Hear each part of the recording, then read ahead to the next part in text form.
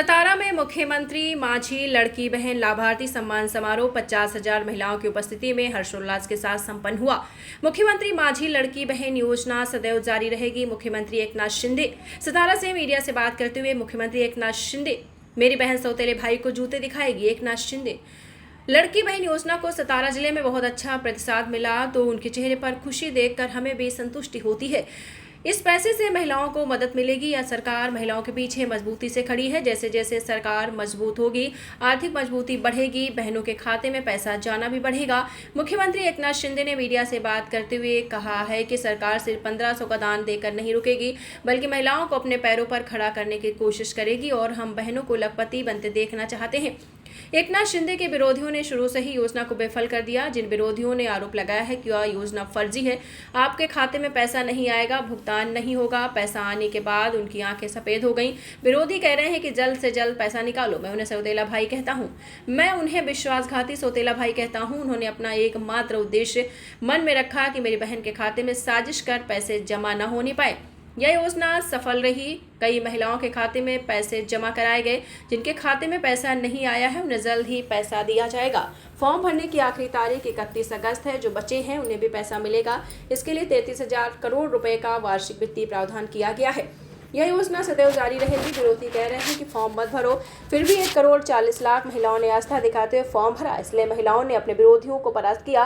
विरोधियों ने योजना को रोकने की कोशिश की तो मेरी बहन दिखाएगी ये सौतेला भाई।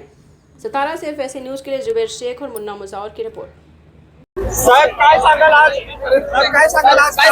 मोठ्या प्रमाणात गर्दी होती महिलांची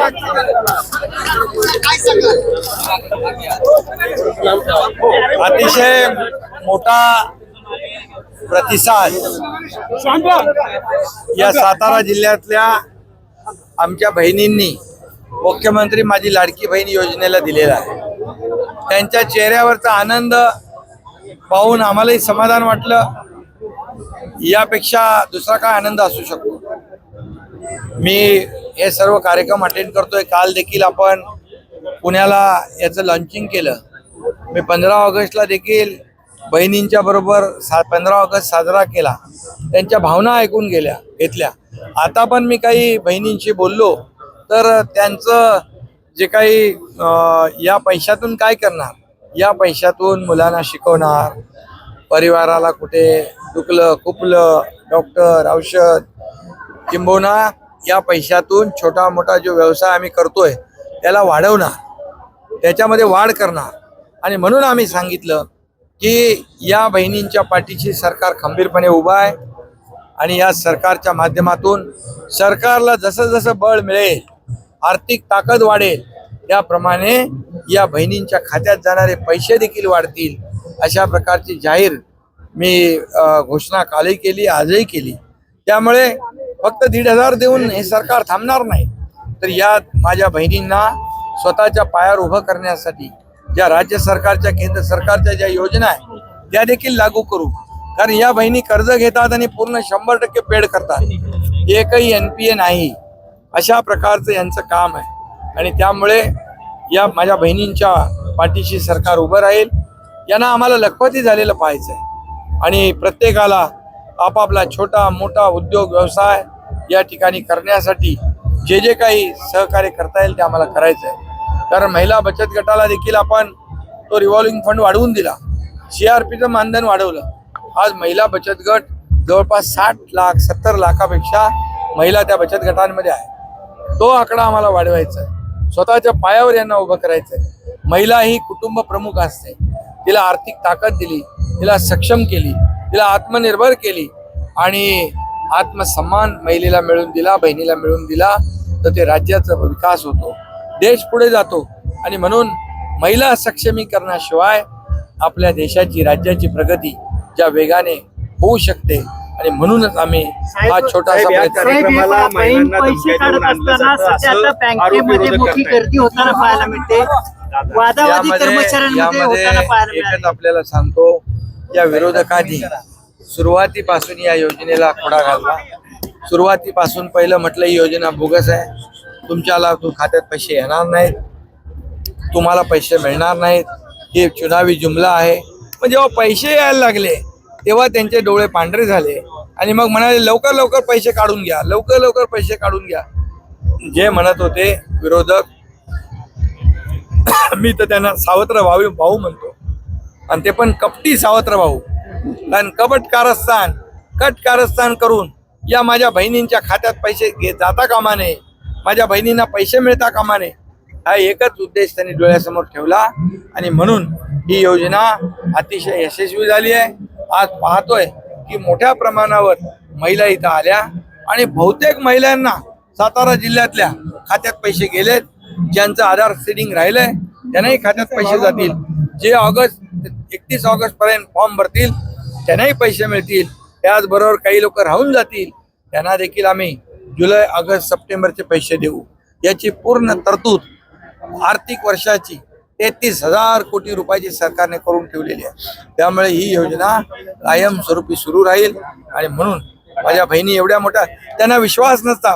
विरोधक त्यांना सांगत होते फॉर्म भरू नका, हे खोटी योजना आहे. तरी सुद्धा लाखो करोडो 1,40,00,000 महिलांनी सरकारवर विश्वास दाखवला, फॉर्म भरले. याचा अर्थ विरोधकांना त्यांनी धुतकारलेला आहे, विरोधकांना त्यांची जागा दाखवलेली आहे. आणि मी याही ठिकाणी सांगतो की ज्यांनी खोडा घालण्याचा प्रयत्न केलाय, जे कोर्टात गेले, कोर्टातून देखील या योजनेला स्थगिती आणण्याचा प्रयत्न केला, पण कोर्टाने त्यांना फटकारलं आणि बहिणींच्या माझ्या बाजूने निकाल दिला. आणि म्हणून या माझ्या बहिणी ज्या सावत्र भावाने खोडा घातलाय त्यांना योग्य वेळी योग्य जोडा दाखवतील. महिलांना या ठिकाणी धमक्या देऊन आणलं जातं. अरे विरोधकांचा खोटा आरोप तुम्ही कशाला त्याच्यामध्ये खरं मानताय? तुम्ही पाहिलं ना महिला किती आनंदित होत्या, किती माझ्याशी बोलल्या. हे विरोधकांचा खोटा किती प्रचार करतील, जेवढा खोटा प्रचार करतील.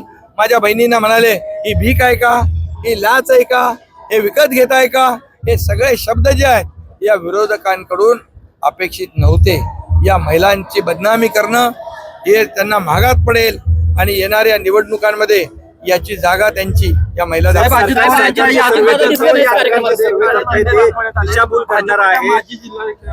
परिषद अध्यक्ष अशोक बुचे यांच्याकडून काळे झेंडे अजित पवार यांच्या जनसंपर्क. अरे बाबा ते ठीक आहे, तुम्ही आता कार्यक्रमात अजितदादा दिसले नाहीत साहेब, उदयनराजे दिसले नाही. नाही अरे बाबा इथं काही तुम्ही असं काही विचार करू नका.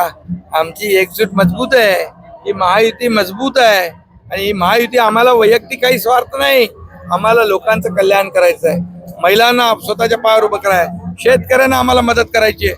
आज 7.5 HP पंप चालवणाऱ्या शेतकऱ्यांना वीज बिल माफ केली. आम्ही दिवसा वीज देण्याचा आमचा प्रयत्न आहे. म्हणाले विरोधक, मी भाषणात म्हणालो की लाडक्या बहिणी आणल्या, लाडक्या भावाचं काय, लाडक्या भावांना पण आम्ही स्टायपंड देण्याचा निर्णय घेतलाय.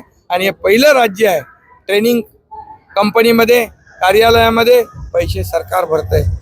मुलींना उच्च शिक्षण मोफत देण्याचा निर्णय घेतलाय, 3 गॅस सिलेंडर देण्याचा निर्णय घेतलाय. आम्हाला बाकी काही नाही, आम्हाला वैयक्तिक कोणाला काय मिळालं यापेक्षा आम्ही लोकांना काय देतोय याच्यावर आम्ही काम पढ़ते रहिए fight against criminal daily newspaper. आज की खबर में बस इतना ही। वीडियो को लाइक करें और चैनल को सब्सक्राइब कर लें, जिससे आने वाली वीडियो की नोटिफिकेशन आपको मिलती रहे।